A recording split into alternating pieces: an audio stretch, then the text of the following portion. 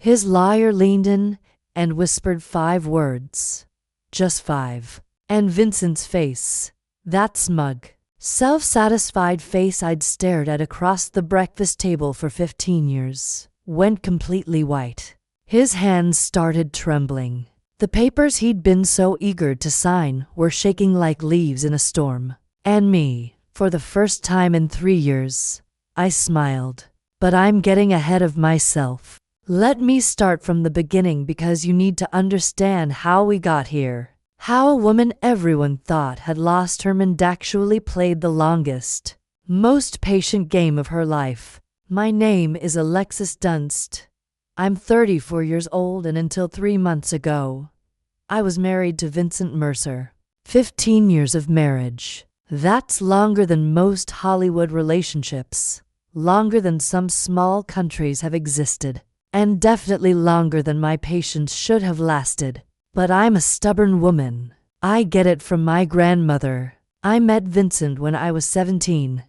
I graduated high school early, not because I was some genius, but because I was practical and motivated and really wanted to get out of my parents' house.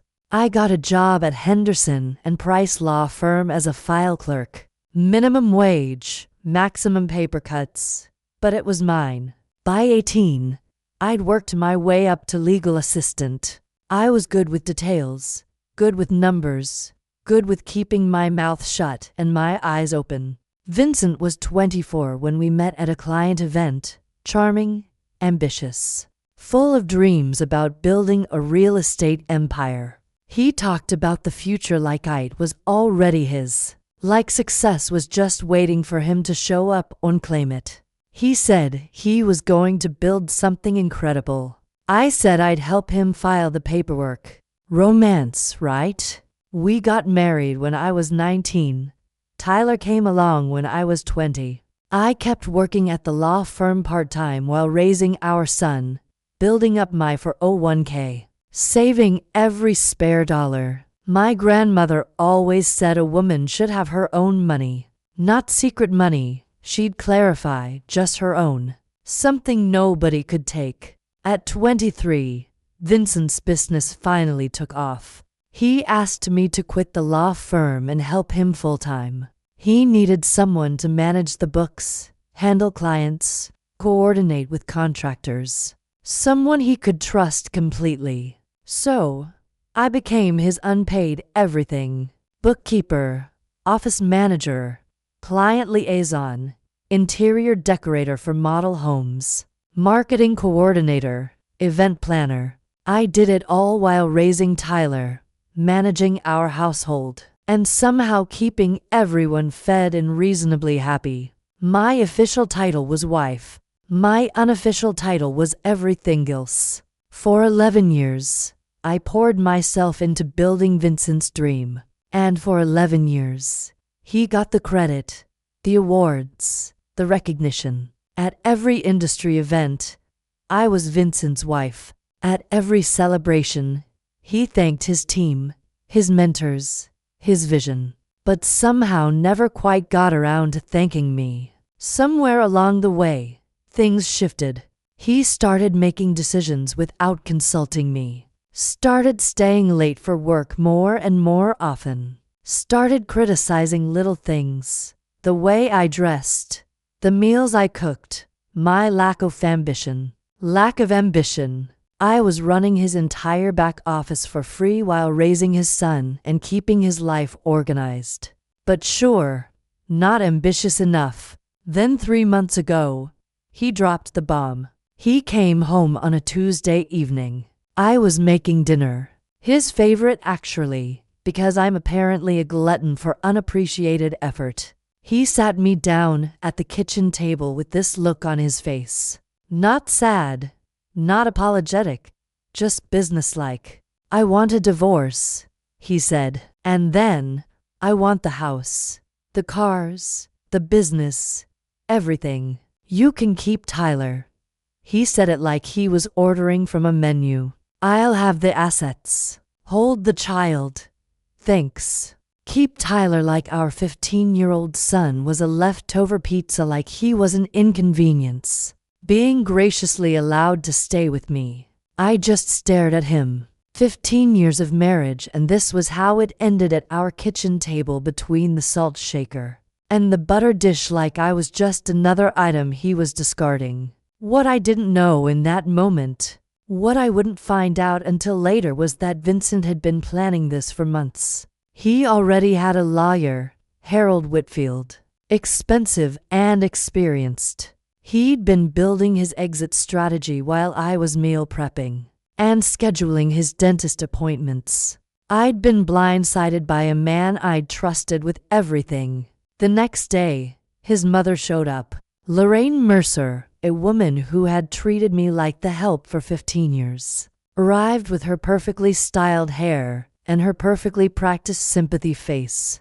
She patted my hand and told me I should have tried harder to keep him happy. "Men have needs, dear," she said, like she was explaining something complicated to a slow child. Lorraine's advice on marriage was always fascinating, considering her husband spent 7 days a week on the golf course, specifically to avoid being in the same room as her. But sure, I was the problem. That first week was a blur. Vincent moved me to the guest room. He had documents drawn up, settlements proposed, timelines established. Everything was moving so fast, and I felt like I was drowning. Everyone saw a woman whose world had just collapsed. A wife being thrown away after 15 years of service. A victim who didn't see it coming. But here's the thing. What Vincent didn't know, what nobody knew, was that I'd found something 3 years ago. Something buried in his own financial records. Something he thought was hidden forever. And I'd been quietly, patiently preparing ever since. Before we continue, if you're enjoying the story, please hit that subscribe button and tell me in the comments where you're watching from and what time it is there. I read every single comment. Thank you. Back to the disaster. Within a week of the announcement, Vincent had completely taken control. The guest room became my permanent residence in what used to be our home. My closet shrank from a walk-in to 2 small sections. He graciously allowed me to keep. The message was clear. This isn't your house anymore. Within 2 weeks, he started bringing her around. Brittany Sawyer, 27 years old, worked at his company. Of course, she did. She had that Instagram perfect look. Blonde highlights, perfect nails, yoga pants that cost more than my weekly groceries. She walked into my kitchen like she owned it, wore my apron, my grandmother's apron, while making smoothies in my blender. She was younger than my marriage, younger than my favorite handbag, but she made amazing smoothies. So I guess that's something. Vincent paraded her around like a trophy. They'd sit on my couch, watch my television, eat off my plates. He'd put his arm around her right in front of me like I was furniture, like I'd already disappeared.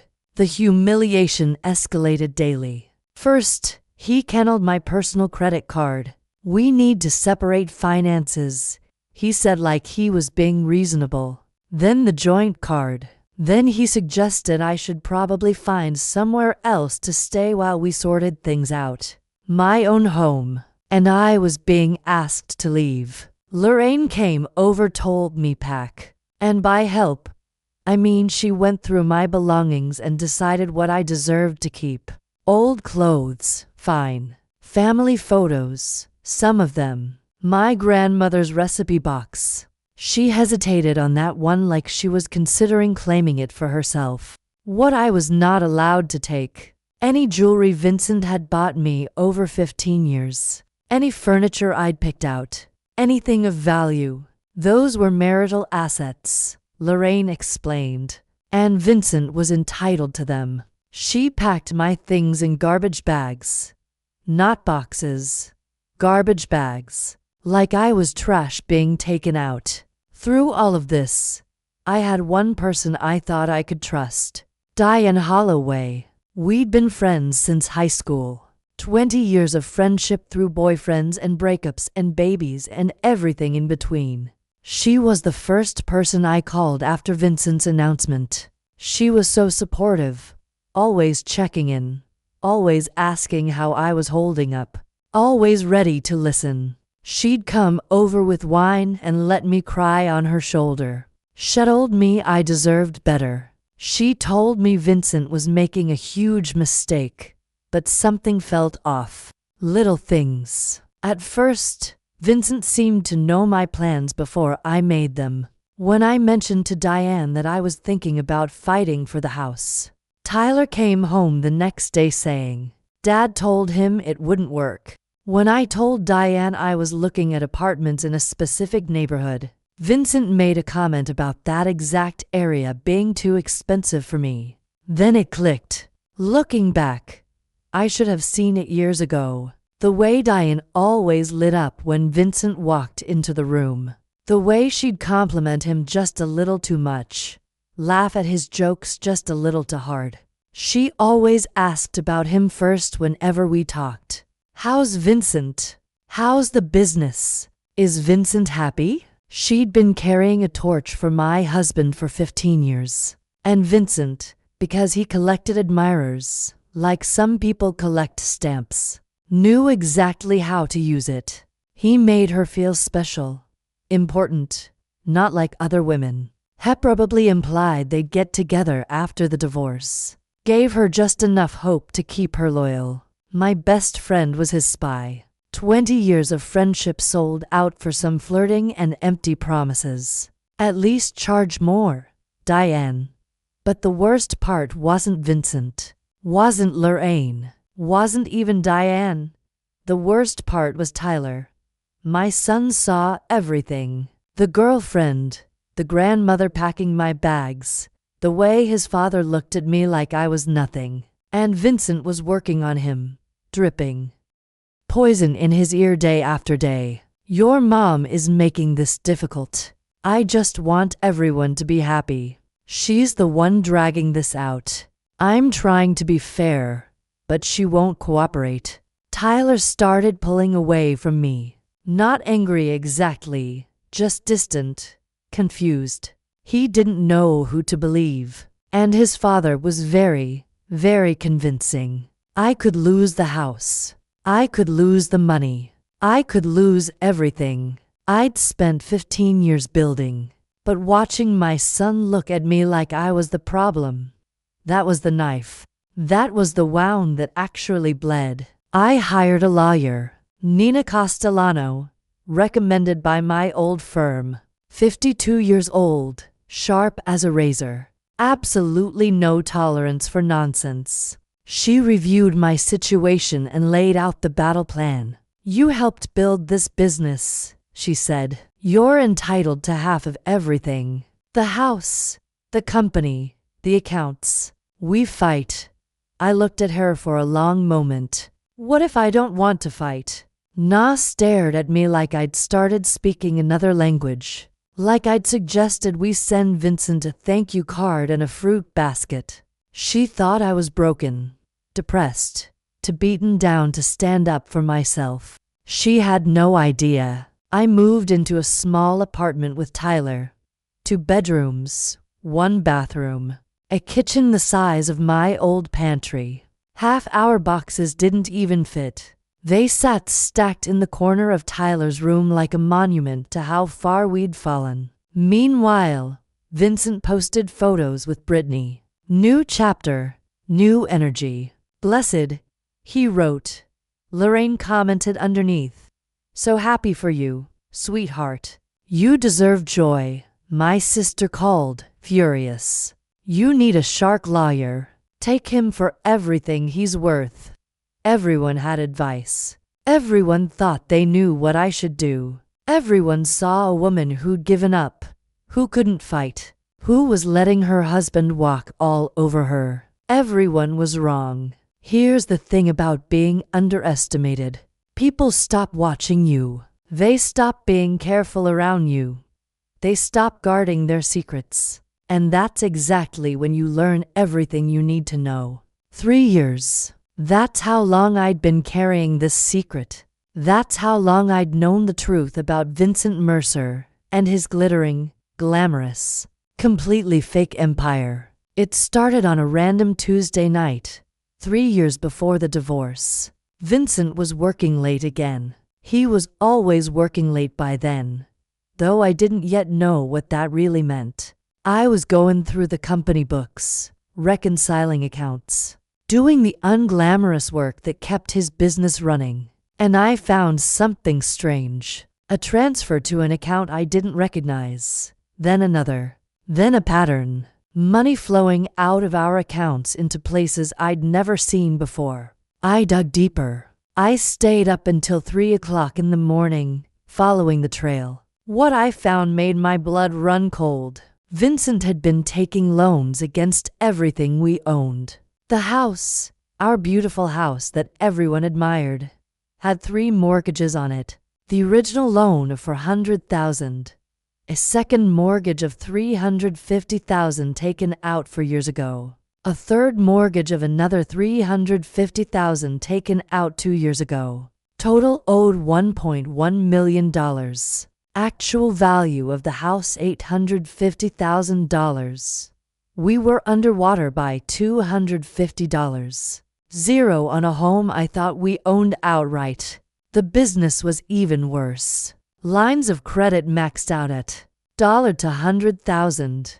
Back taxes owed of $85,000. Vendor debts of $120,000. Equipment loans of $75,000. The company Vincent bragged about at every party. The company that was supposedly thriving.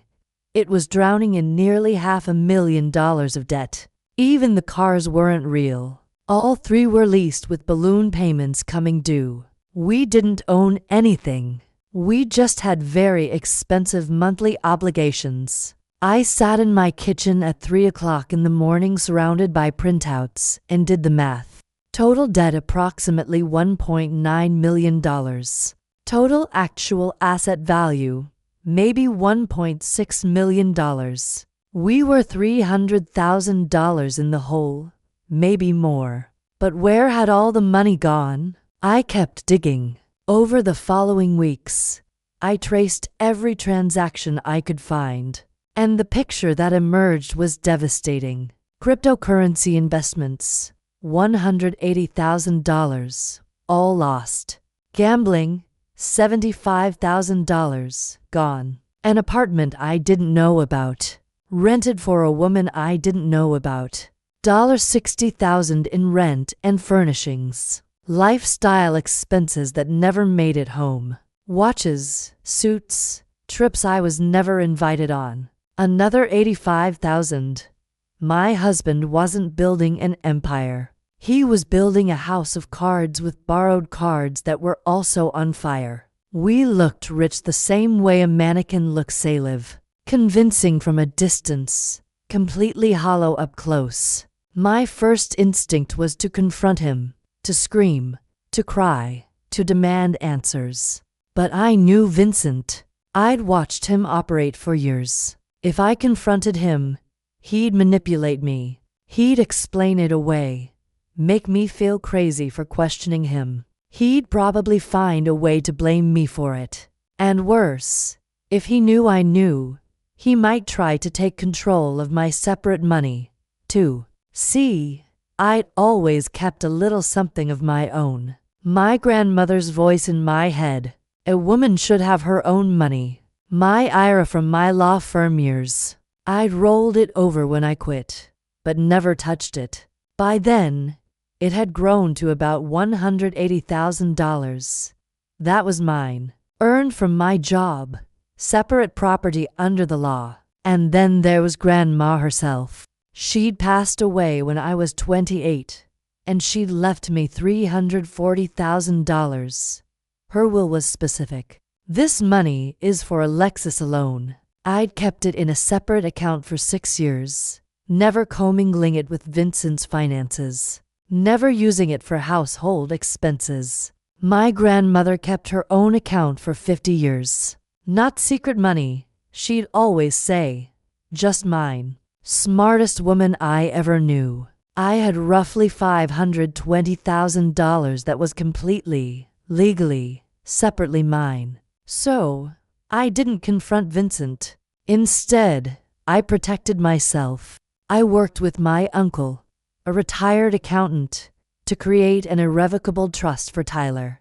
My IRA and my inheritance went into that trust. My name wasn't on it as a beneficiary. Vincent's name certainly wasn't on it. It was for Tyler's future. College, a first home, emergencies, and it was untouchable. Then I documented everything. Every mortgage document, every hidden account, every suspicious transaction. I printed copies and kept them at my sister's house. I put copies in a safe deposit box. I saved everything on an encrypted drive. And then I waited. I knew Vincent would leave eventually. Men like him always do. They get bored, or they find someone younger, or they decide they deserve more. I just had to be ready when it happened. 3 years of waiting. 3 years of watching him dig the hole deeper. 3 years of smiling at dinner parties while knowing our entire life was built on quicksand. I got very good at patience and very good at pretending. I didn't know my husband was financially drowning us both. When Vincent finally asked for the divorce, when he demanded the house, the cars, the business, everything, I almost laughed out loud. He wasn't asking for assets. He was demanding debt. He just didn't know it yet. Back in the present, I sat across from Nina Castellano and placed 3 binders on her desk. 3 years of evidence, every mortgage document, every loan statement, every hidden account. She read in silence for almost an hour. When she finally looked up, her expression had completely transformed. You've known about this for 3 years. I was waiting for him to leave. I knew he would eventually. And when he demanded everything, he demanded all the debt. He just doesn't understand that yet. Na leaned back in her chair. The pity was gone from her eyes. The concern was gone. What replaced it was something like awe. So when you sign over the assets, I walk away clean. He gets the mortgages, the business debts, the lease obligations. All of it becomes his sole responsibility. And your inheritance, your retirement account, separate property, never commingled, legally protected, sitting safely in a trust for me, son. Nina was quiet for a long moment. Then she smiled. A slow, dangerous smile. Mrs. Dunst, she said, I believe I owe you an apology. I thought you'd given up. I smiled back. Everyone thinks that. That's kind of the point. Na went from looking at me like a lost kitten to looking at me like a chess grandmaster. I prefer grandmaster. Better outfit. The trap was already built. The numbers were verified. The documentation was airtight. All I had to do now was let Vincent think he was winning. And nobody does gracious loser better than a woman who's been practicing for 15 years. The next 3 months were a masterclass in acting. I became exactly what everyone expected me to be. Broken, defeated, barely holding on. I showed up to mediation sessions with red eyes and trembling hands. I spoke softly, hesitantly, like a woman who'd lost all her confidence. I asked for so little that even the mediator seemed uncomfortable. I just want enough to start over, I said during our second mediation. I'm not trying to be difficult. I know the business is his life's work. I know the house means everything to him. I don't want to tear our family apart more than it already is. I requested a settlement of $50,000 cash, my personal belongings, shared custody of Tyler. That was it. Vincent agreed immediately. He was probably expecting me to fight for half of everything. That's what any reasonable lawyer would demand. Instead, I was asking for crumbs. He looked at me across that mediation table with something almost like pity. Like I was a wounded animal he was graciously putting out of its misery. I deserved an Oscar for that performance, or at least a Golden Globe. I was given the role of a lifetime, and my only audience was my lying, cheating, soon-to-be bankrupt ex-husband. With each passing week, Vincent's arrogance grew. He stopped being careful, stopped pretending to be the reasonable one. He started telling everyone who would listen that I hadn't even fought. She just gave up, he told his golf buddies. I offered her a fair settlement, and she took it without a word. Lorraine was even worse. She bragged at her book club, at her church group, at every social gathering she attended. Vincent is keeping everything. That woman didn't get a dime. I always knew she wasn't strong enough for my son. To celebrate his upcoming victory, Vincent bought himself a new watch, $15,000. I know because I saw the charge on the business account. He was still using company money for personal expenses, still digging that hole deeper. He wore right to our next mediation session, making sure I noticed. He also took Brittany to dinner at La Maison, the French restaurant where we'd celebrated our 10th anniversary. He posted photos on social media. Life is good when you're with the right person, he wrote. The right person. He meant the person who didn't know about his debt yet. Meanwhile, Brittany had started redecorating my house. New furniture in the living room. New art on the walls. She even painted my kitchen gray. She painted it gray. I spent 3 weeks scoozing that sage green. 3 weeks of paint samples and lighting tests and driving myself crazy, trying to get the perfect shade. And she painted over it with builder-grade gray, like it was nothing.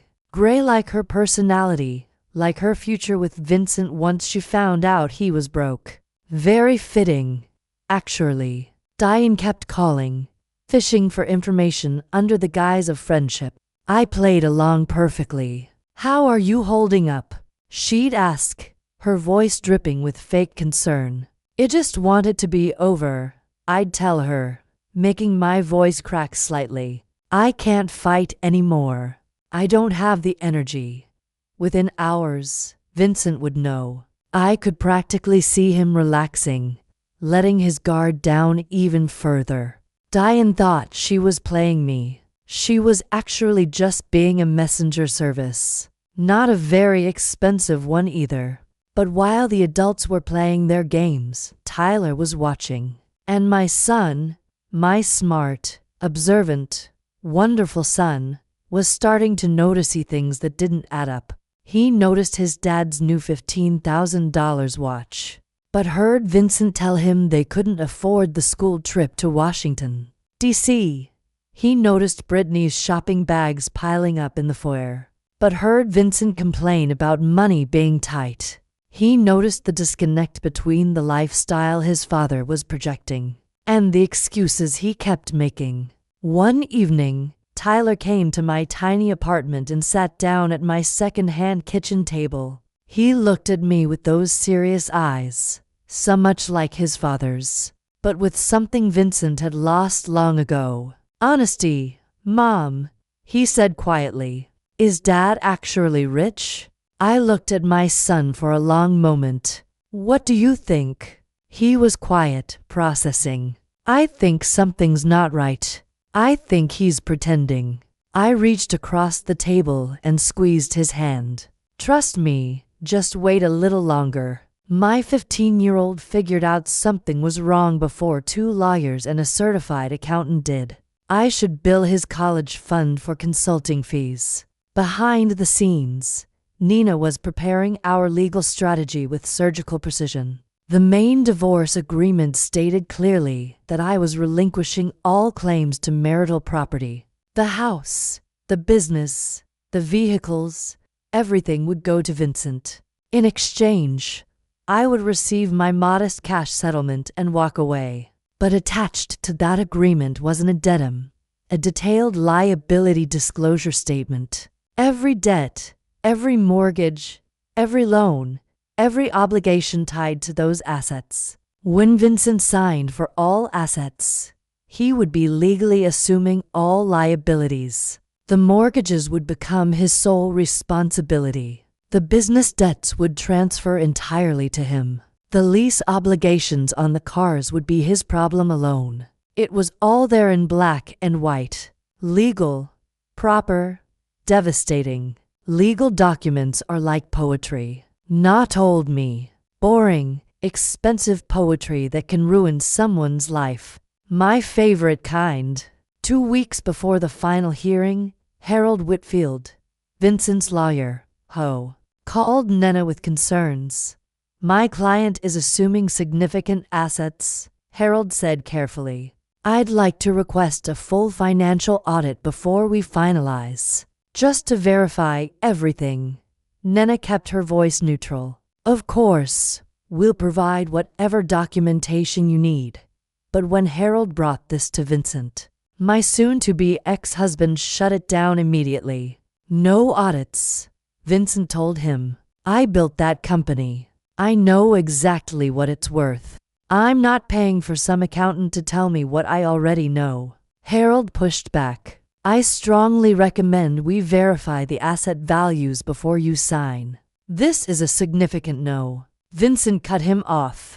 Brittany wants this done. I want this done. No more delays. Harold had been practicing law for over 30 years. He knew when a client was about to make a mistake. He also knew he couldn't force someone to take his advice. He presented Vincent with a waiver, a document acknowledging that Harold had recommended an independent financial review, and that Vincent was declining against counsel's advice. Vincent signed it without reading it, just like he'd sign everything else without reading it. Never underestimate the power of an impatient girlfriend to make a man skip the fine print. Brittany was worth millions to me in legal strategy. Anyway, the night before the hearing, Vincent sent me a text message.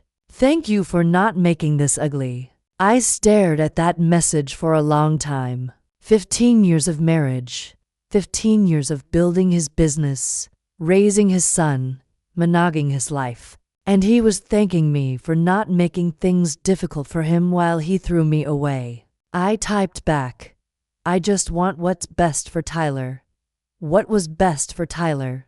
His trust fund, his future secured, and a father who was about to learn the most expensive lesson of his life. Nena called me that evening, Thursday at 9:00 a.m. final hearing. Judge Patricia Holden, are you ready? I looked around my small apartment, the second-hand furniture, the boxes still unpacked in the corner. Any kitchen I'd painted sage green because it reminded me of hope.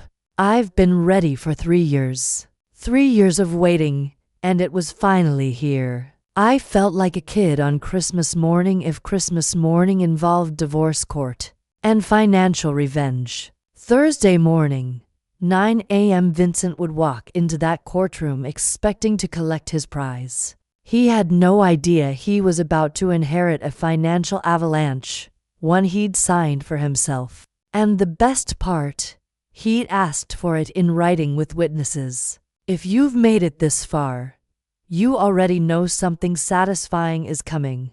Hit that like button if you're ready for Vincent to get what he deserves. And if you haven't subscribed yet, what are you waiting for? I've got more stories where this came from. Trust me. Now, let's finish this. Thursday, April 17th. 9:00 a.m. courtroom for B. I remember every detail of that morning. The way the sunlight came through the tall windows, the smell of old wood and floor polish, the quiet murmur of lawyers shuffling papers. This was where 15 years of marriage would officially end, and where 3 years of patience would finally pay off. Vincent arrived first. Of course, he was wearing his best suit. The charcoal Armani I'd helped him pick out for a client dinner 3 years ago. His new watch caught the light as he shook hands with Harold. He looked confident, relaxed, like a man about to close a very favorable deal. Brittany was waiting in the hallway. She wasn't allowed in the courtroom, but she wanted to beg for moral support. I caught a glimpse of her through the door. Perfect makeup, designer bag, scrolling through her phone like this was just another boring appointment. Lorraine was there, too, sitting in the gallery. She dressed up for the occasion, probably planning to take Vincent to a celebratory lunch afterward. She looked at me when I walked in and gave me this little smile, the kind you give someone you've already beaten. I arrived a few minutes after Vincent. Simple navy dress, no jewelry, hair pulled back in a low bun. I looked tired, defeated, like a woman who had nothing left to fight for. Perfect. I looked like someone who'd given up on life and fashion simultaneously. Very convincing. I should really teach acting classes. Judge Patricia Holden entered, and everyone rose. She was in her early 60s, silver hair, reading glasses perched on her nose. 30 years on the family court bench. She'd seen every trick, every manipulation, every lie that divorcing couples could throw at each other. Nothing surprised her anymore. She reviewed the case file briefly, then looked up. Mercer versus Mercer. Final dissolution hearing. I understand the parties have reached an agreement. Harold stood first. Yes, Your Honor. My client Vincent Mercer is assuming all marital assets, including the family residence, the real estate development business, and all associated vehicles. In exchange, Mrs. Dunst receives a cash settlement of $50,000. Nina rose beside me. That's correct, Your Honor. My client agrees to relinquish all claims to these assets and accepts the proposed settlement terms. Judge Holden's eyes moved to me. She studied my face for a moment, looking for signs of coercion. I imagined signs that I was being pressured into a bad deal. Mrs. Dunst, she said, I need to confirm that you understand what you're agreeing to today. You're giving up your claim to substantial property, the family home, the business you helped build. Are you certain this is what you want? I kept my voice soft, slightly unsteady. Yes, Your Honor, I understand. And you're entering this agreement voluntarily? No one is pressuring you? No, Your Honor. I looked down at my hands, then back up at her. I just want my husband to have everything he asked for. I want this to be over. The judge studied me for another long moment. I could practically see her internal debate, whether to push harder, whether to order a continuance, whether to protect me from what looked like a terrible decision. But I was represented by counsel. I was answering clearly. I was an adult woman making my own choice. Very well, she said finally. Let's proceed. The clerk distributed the final documents, page after page of legal language. Signatures required on every third page. Vincent signed eagerly, barely glancing at what he was agreeing to. He wanted this done. He wanted to get back to his new life with his new girlfriend and his new freedom. I signed slowly, deliberately. Every stroke of my pen was careful and precise. This was the moment I'd been waiting 3 years for. I was going to savor it. Across the courtroom, I saw Vincent glance at Lorraine and smile. She nodded back approvingly. In the hallway, his phone buzzed, probably Brittany sending encouragement. He checked his phone in court during his own divorce hearing. That's the kind of man he was. Meanwhile, Harold Whitfield was doing what good lawyers do, reviewing the complete document package one final time. Main agreements signed, asset schedules signed, settlement terms signed. Then he reached the addendum, liability disclosure statement. I watched his face as he read, watched the confusion flicker across his features, watched him flip back a page, then forward again like he was hoping he'd misread something. He hadn't. Harold's face went pale. He leaned toward Vincent, trying to be discreet. Sir, he whispered, We need to talk. Vincent waved him off, still basking in his victory. Not now. We're almost done. Sir Harold's voice was more urgent. You're assuming all debt. Vincent turned to look at him. What? The liability disclosure. Harold whispered, papers rustling as he pointed. The mortgages, the business liens. It's all here. You're assuming personal liability for everything. For the first time, Vincent actually looked at what he'd signed. I watched his eyes scan the numbers, watched the color drain from his face. House, $1.1 million owed. Market value $850,000. Business for $180,000 in combined debts. Vehicles $115,000 in lease obligations. Additional personal liabilities to $100,000. Total debt approximately $1.9 million. Net value of everything he just claimed, negative $300,000. He hadn't won the lottery. He'd won the bill for it. Vincent stood up abruptly, his chair scraping against the floor. This isn't right. He looked at me, then at the judge, then back at the papers. She hid this from me. This is fraud. Judge Holden's voice was sharp.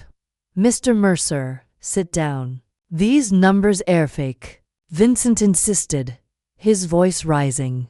She manipulated the documents. This is Mr. Mercer. The judge's tone left no room for argument. Sit down. He sat, but his hands were shaking. His confident smile was gone, replaced by something that looked a lot like panic. Judge Holden looked at the documents in front of her, then at Vincent. Mr. Mercer, I'm looking at the liability disclosure statement attached to this agreement. These are debts associated with assets you are claiming. Assets in your name, your business, your property. She fixed him with a hard stare. Are you telling this court that you don't know your own financial situation? Silence. Watching Vincent try to explain why he didn't know about his own debts was like watching a cat explain why there's a broken vase on the floor. Fascinating and completely unconvincing. Harold cleared his throat. Your Honor, I should note that I advised my client to conduct an independent financial review prior to this hearing. He declined. I have a documentation. He produced the waiver, the one Vincent had signed without reading, the one that said in clear legal language that Harold had recommended a full audit, and Vincent had refused. Judge Holden reviewed it briefly. So, Mr. Mercer was advised to verify these figures. He chose not to. He signed a waiver acknowledging that choice. She looked at Vincent. Is that correct? Vincent was staring at the waiver like it was a snake that had just bitten him. I didn't, I thought. Is that your signature, Mr. Mercer? A long pause. Yes. Then you assumed this risk voluntarily. Judge Holden's voice was matter of fact. You had the opportunity to investigate. You chose not to. The agreement stands. Vincent turned to me, desperation breaking through his composure. You knew. His voice cracked. You knew about all of this. I met his eyes calmly. I was your bookkeeper for 11 years, Vincent. I knew about everything. His face cycled through emotions faster than I could count. Confusion, rage, betrayal, fear, and finally the one I'd been waiting for, realization. The understanding that he'd done this to himself. I want to withdraw the agreement, Vincent said, turning back to the judge. I didn't understand what I was signing. This isn't fair. Judge Holden shook her head. Mr. Mercer, you signed documents before this court stating you understood and agreed to all terms. You were represented by competent counsel. You declined additional review. Your wife did not hide anything. These are your debts, your mortgages, your obligations. She paused. The agreement is final. The gavel came down. Mrs. Dunst, you have your settlement. Mr. Mercer.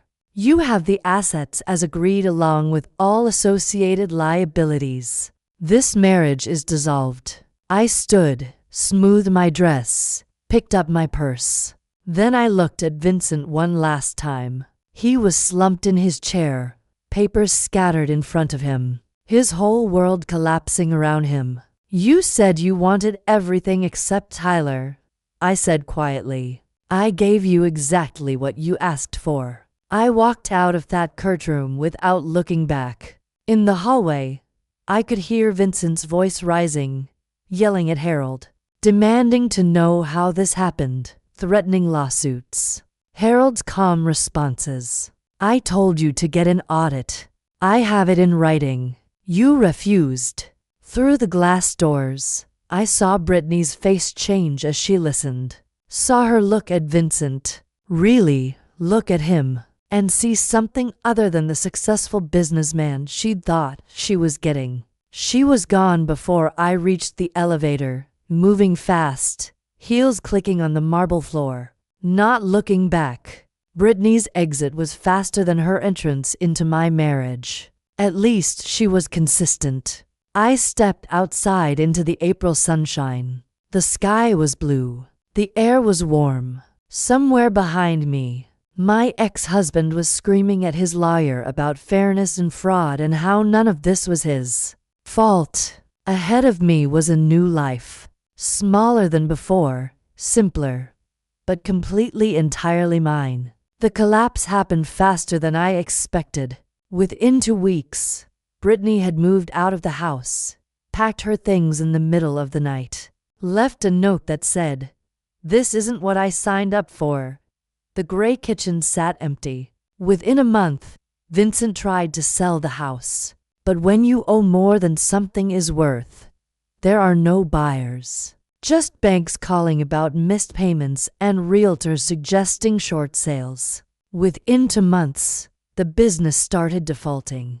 Vendors filed lawsuits. The line of credit was frozen. The company that Vincent had spent 15 years building, the company I had spent 11 years supporting, was crumbling into dust. Within 3 months, Vincent was meeting with bankruptcy attorneys. The man who'd once bragged about his empire was now calculating which assets he could protect from creditors. The answer was almost nothing. Lorraine's perfect son was calling family members asking for loans, showing up at relatives' houses with excuses and explanations. Nobody knew about the debt. Alexis must have hidden it somehow. I was tricked, but the documents told a different story. The mortgages were in his name. The loans were in his name. The gambling debts, the crypto losses, the secret apartment, all his choices, all his signatures. I heard that Lorraine's Christmas newsletter that year was very short. Vincent is exploring new opportunities. Yes, opportunities in debt restructuring. The parallel conflicts resolve themselves with a kind of poetic symmetry. Diane called me about a week after the hearing. Her voice was shaking. I had no idea things were this bad. I'm so sorry, Alexis. I never meant for. I thought Vincent and I didn't answer, didn't respond, didn't give her the closure she was looking for. Some bridges aren't meant to be repaired. Some friendships don't deserve a second chance. 20 years of history betrayed for a wink and empty promises from a man who used everyone around him. She tried calling 3 more times. Then she stopped. I imagine she's still waiting for Vincent to notice her. She'll be waiting a long time. Lorraine treated a different approach. Going through Tyler. Tell your mother I didn't know about the money problems. Tell her I'm sorry for how I treated her. Tell her I want to talk. Tyler looked at his grandmother, the woman who'd packed his mother's belongings in garbage bags, who'd called his mother worthless, who'd sided with his father without a single question, and said, "Mom's busy building her life. She doesn't have time for excuses." Lorraine wanted forgiveness. I wanted peace. Guess which one of us got what we wanted? Tyler, my wonderful, smart, observant son, He finally understood everything, not because I explained it, but because he figured it out himself. He saw the court documents.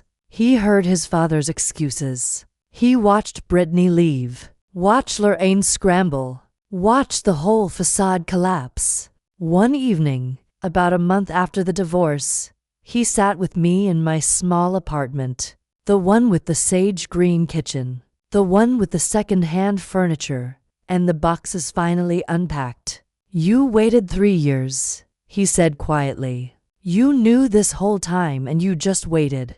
I wanted to make sure you were protected. I told him whatever happened between your father and me, I needed to know you'd be okay. The trust fund, $520,000 safe and untouchable." He was quiet for a moment. Then he hugged me, really hugged me. The kind of hug I hadn't gotten from my 15-year-old son in months. The kind that said, "I understand." The kind that said, "I'm proud of you." 15-year-old boys don't usually hug their mothers voluntarily. I knew I'd done something right. My $50,000 settlement went toward getting established. First month's rent, security deposit, basic furniture that wasn't falling apart.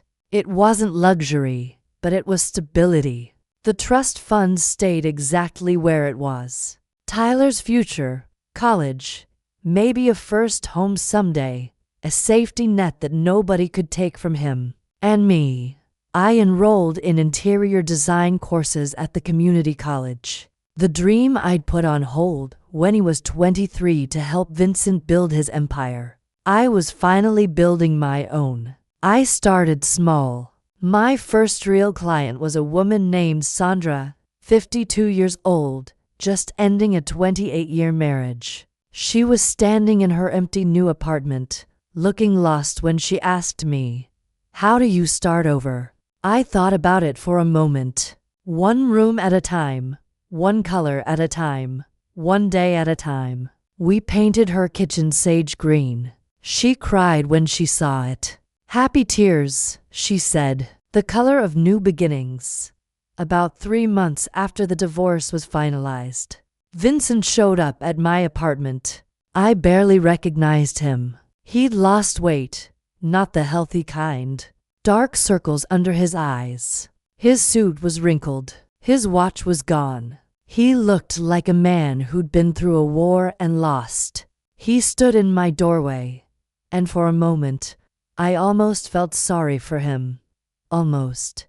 "I didn't know it was this bad," he said. His voice was, "I made mistakes. I know that now, but I didn't mean for any of this to happen." I leaned against my doorframe and looked at him, really looked at him. This man I'd loved for almost half my life. This man who'd thrown me away like garbage. This man who was now drowning in the consequences of his own choices. "Can we talk?"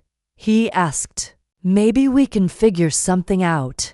I don't know. Maybe we could. He couldn't even finish the sentence. Couldn't bring himself to ask for what he actually wanted. Help. My help.